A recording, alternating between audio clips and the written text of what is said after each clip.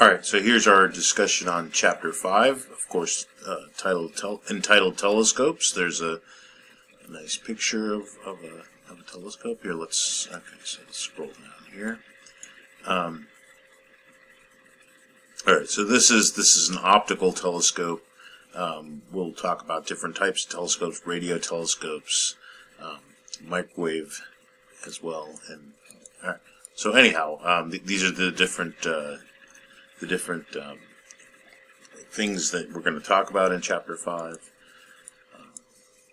So we'll get to all this stuff. I was going to show or have a video available as well for this ALMA array, which is in Cuba.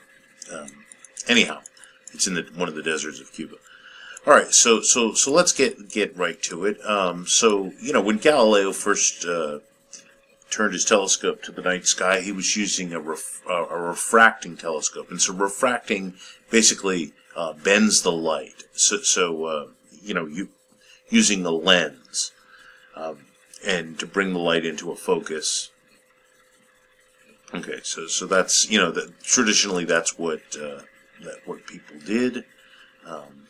Using telescopes.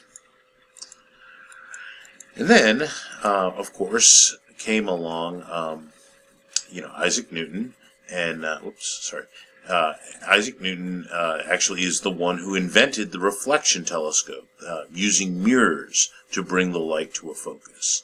And so what this did is allowed people to start building larger and larger telescopes, and we've been doing this ever since. Of course, the technology now is pretty advanced, but there were several problems with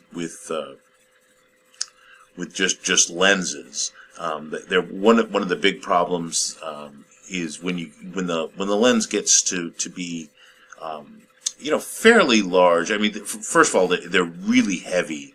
Not that mirrors can be pretty heavy too, but the lenses are they're heavy. They're pretty expensive and it takes a long time to grind them. Anyhow, one of the big problems with lenses is that. Well, here, let's go. It's going to show you the pictures here. So here's a refracting telescope over here on the left. So the light comes through the lens and gets focused, and then what you do is you look at that image. You don't want to look right at the focal point, but a little bit beyond it, and you can bring the image into a nice clear focus for your eye. Of course, nowadays no one looks through telescopes anymore, other than like amateur astronomers, which is wonderful. Usually there's a computer that's attached to the telescope. And the way we collect light now is through what's called a CCD, a charge coupling device. It's very similar to the camera technology in your cell phones. All right. Anyhow, so one of the big problems with lenses is what's called chromatic abrasion, and so the bigger the lens gets, the more that all the colors of the rainbow won't come to the same focal point.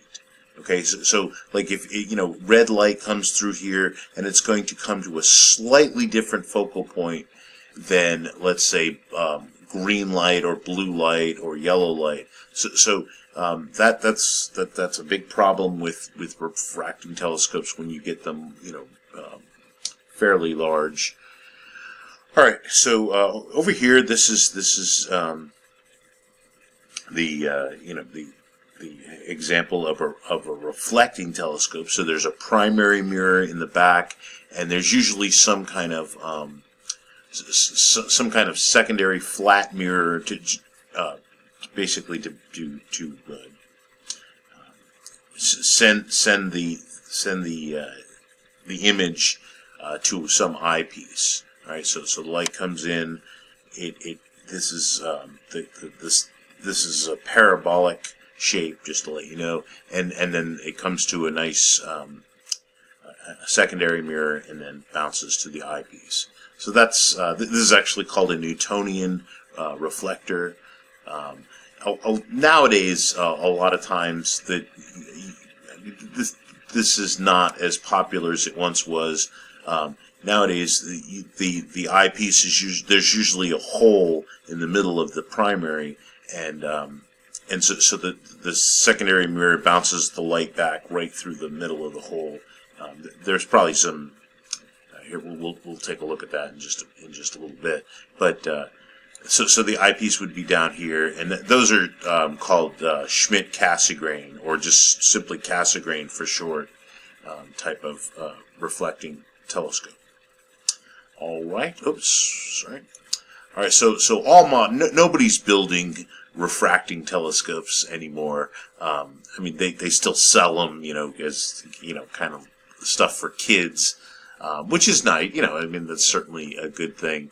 But all modern astronomy is being done with, at least optical. The stuff in the visible part of the spectrum is done with reflecting telescopes. All right. As it says here, light traveling. This is this thing I was just mentioning, the chromatic abrasion. So it causes different wavelengths to focus at different places. All right. So. And this is this is another big problem, is actually the thicker the lens, for a refracting telescope, some of that energy, some of that light gets absorbed, whereas with a reflecting telescope, virtually all of the energy gets sent to your detectors, which of course is very, very desirable. All right.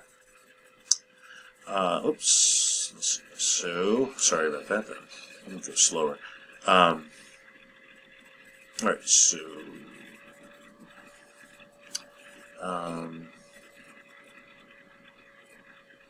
yeah. All right. So let's move on here. Okay. So this is showing the different types of reflecting telescopes. So they all have their primary mirror. This one at the end. Let me talk about this one right here. The coude. Sometimes it's just called a coude. Usually this. So for things like this is usually a huge room where this is going into, where this light is going into, and so the light gets analyzed there. This first one is of course the Newtonian reflector, where you can still buy these in stores, but they're not used really professionally anymore. So the Cassegrain, or sometimes they're called the Schmidt-Cassegrain, they're showing you here, where the light is coming in, hitting the primary, bouncing back to the secondary, and then going through basically a big hole. It's designed that way, and then the light gets analyzed, at this end of the telescope. There actually are still telescopes that use the prime focus. Let's see. I think Mount Palomar is like that. That's an old telescope in Southern California. All right. Anyhow, so here this is a nice image of the Keck telescope. These are actually twin telescopes on Mauna Kea in Hawaii. So nowadays, unlike in the old days where it was a single mirror, which starts to get really, really heavy and kind of unwieldy. Nowadays, what we do is we build a bunch of smaller telescopes and put them together. Or, sorry, not telescopes. A bunch of smaller mirrors. in kind of like a little pattern where they'll all fit together, and that they'll all bring the light into, collect the light and then bring it into a focal point. In fact, like these two telescopes, the Keck telescopes, can actually look at the exact same object, and then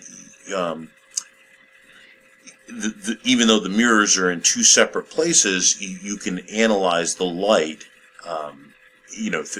using computer technology, of course.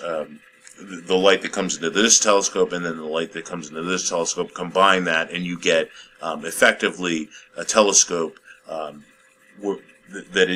is effectively the distance between these two. All right, so and we do that all the time. Actually, we use different telescopes around the world, at the same time. All right, well, we'll get into that. That's called interferometry. Anyhow, of course, you probably have heard of the Hubble Space Telescope. It's a very old telescope now. It's been in space since 1990.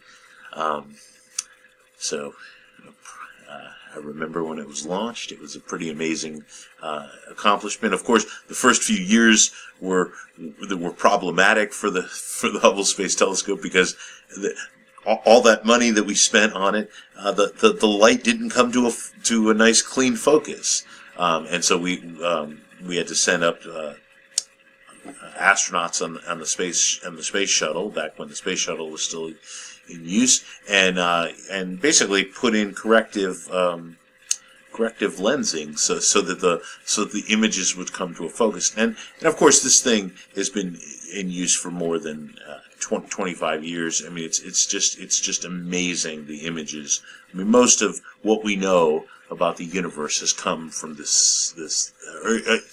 a huge part of what we now know about the universe comes from the Hubble Space Telescope. I mean, other telescopes have been very useful too, but this, because it's out in space, you don't have to worry about the atmosphere. That's actually a big deal, what the atmosphere does. All right, so there's the size of Hubble's main mirror.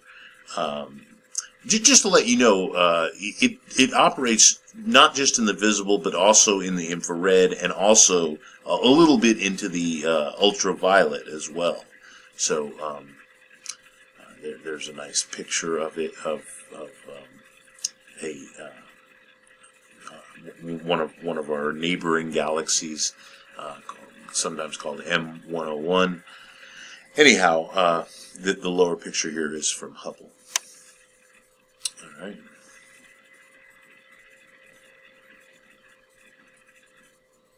Let's see. Yeah. Oops, I'm sorry. The top image is from Hubble. Sorry. Yeah, because you're getting more detail, of course. All right. So a thing that astronomers talk a lot about is what's called light gathering ability, and you really want to have as large a mirror as possible, right? That again, we have these hexagon shaped mirrors now that we put together, and so it turns out that that's a little bit easier. All right, so the bigger the mirror, the more detail you get to see, and then and as it says here, the brightness is proportional to the square of the radius of the mirror. Okay, so they're going to show you. Here's some examples right here. Notice, so here's a picture. This is actually the Andromeda Galaxy on the left, and then on the right is the same picture, but with a bigger, a telescope twice the size, and you can see you get much better detail. All right. Resolving power is an important concept with telescopes. Actually, I guess I'll talk about that in the next slide. In the next video.